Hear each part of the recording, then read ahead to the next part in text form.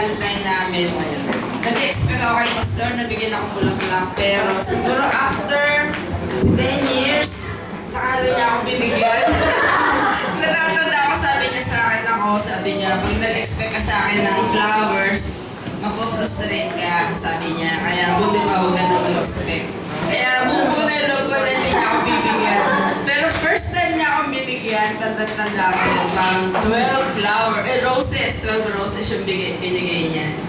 Tapos tuwa ako talaga, masaya ako. Tapos pagka-receive kong gano'n, dinala ko pa sa office. Tapos pinagmamalaki ko talaga. Tapos nauwi na ako, dala-dala ko.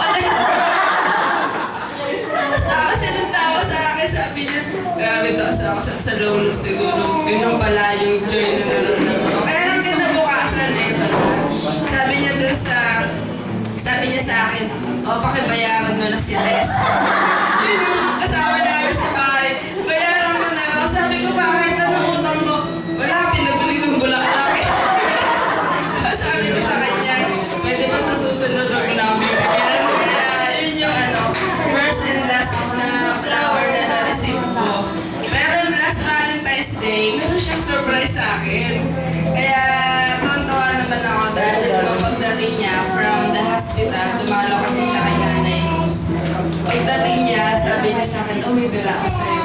At yun yung paborito kong mga sushi. Kaya sabi ko, sabi niya, iniisip daw sana niyang bilihan ako ng, yung mga donuts. Kaya lang sabi niya, kaya lang bawal sa'yo. Kaya ito na lang. Kaya, thank you, Pastor.